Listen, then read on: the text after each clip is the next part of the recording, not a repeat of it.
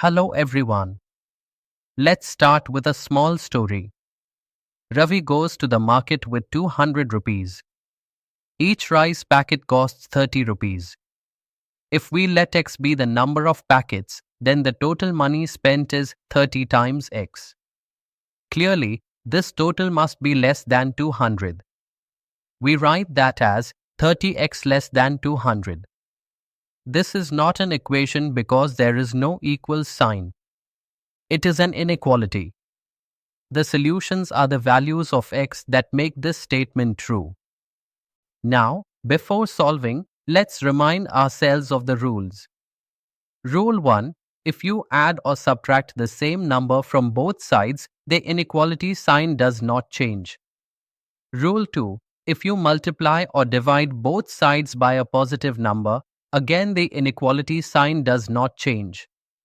Rule 3. But if you multiply or divide both sides by a negative number, then you must reverse the inequality sign.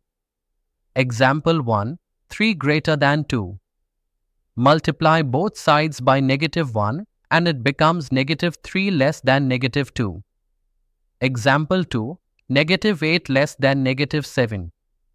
Multiply both by -2 and it becomes +16 greater than +14. This reversal under negative division is the most common exam mistake. Let's go back to Ravi's problem. 30x less than 200. Divide both sides by 30. We get x less than 200 divided by 30. That equals x less than 20 over 3. Now, depending on the domain, if x is a natural number, the solution set is 1, 2, 3, 4, 5, and 6. If x is an integer, the solution set is all integers less than or equal to 6, including negative integers and 0. If x is a real number, the solution set is all real x values less than 6.6 recurring. So, the same inequality gives different answers depending on whether we are in natural numbers, integers, or reals. Now let's solve 5x minus 3 less than 3x plus 1. Step 1. Subtract 3x from both sides. That gives 2x minus 3 less than 1. Step 2. Add 3 to both sides. That gives 2x less than 4.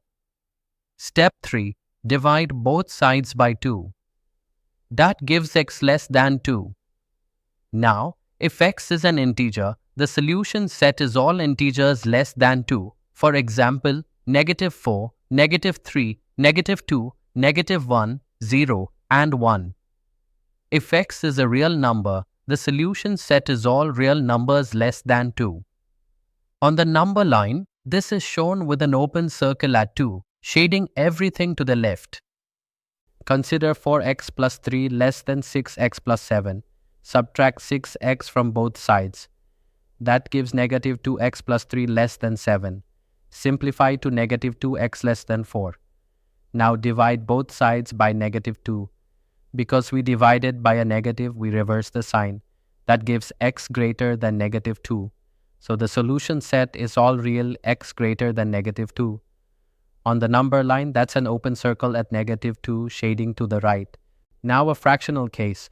The fraction with numerator 5 minus x and denominator 2 is less than or equal to the fraction with numerator x minus 6 and denominator 5. Multiply both sides to clear denominators. We get 2 multiplied by bracket 5 minus 2, x bracket less than or equal to x minus 30. Simplify, 10 minus 4, x less than or equal to x minus 30. Rearrange, -5, x less than or equal to -40.